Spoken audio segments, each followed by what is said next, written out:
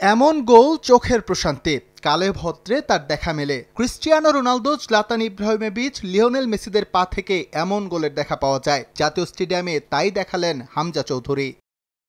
এমন এক মোমেন্টে হামজার পা থেকে এই বিশ্বমানের গোল, যখন বাংলাদেশ পিছিয়ে ছিল 1-0 ব্যবধানে। লেস্টার তারকার পা থেকে আসা ম্যাজিকে লাল সবুজ শুধু সমতায় ফেরেনি, দেশের ফুটবল সাক্ষী হয়েছে নিদারুণ এক গোলের।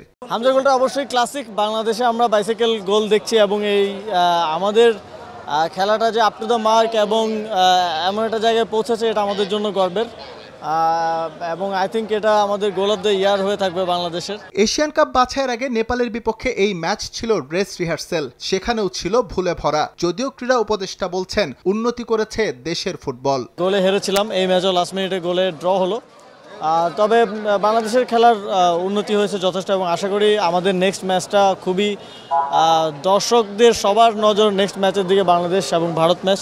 আশা করি এই ম্যাচে আমরা জিতবো। এদিকে নেপাল ম্যাচে নিরাপত্তায় ছিল কড়াকড়ি। ভারত ম্যাচের আগে কতটা প্রস্তুত বাংলাদেশ হয়েছে তার ড্রেস রিহার্সাল। ক্রীড়া উপদেষ্টার দাবি, নিরাপত্তা নিয়ে নেই কোনো শঙ্কা। নিরাপত্তা নিশ্চিত করার জন্য আমরা অবশ্যই সরকারের যারা সংশ্লিষ্ট আছেন বাফুফে, তাদেরকে চিঠি লিখেছে অলরেডি। আমরা স্বরাষ্ট্র মন্ত্রণালয়ের সাথে কথা বলবো এবং সংশ্লিষ্ট সকলকে ভালোভাবে অ্যাক্টিভ করব, যাতে করে নিরাপত্তাটা সর্বোচ্চভাবে নিরাপত্তা নিশ্চিত করা যায়। যদিও হযবরল পরিস্থিতি ছিল মিক্সড জোনে, গণমাধ্যমের কাজ করার এই জায়গায় ছিল চরম অব্যবস্থাপনা। এস এম ইকবাল, সময় সংবাদ, ঢাকা।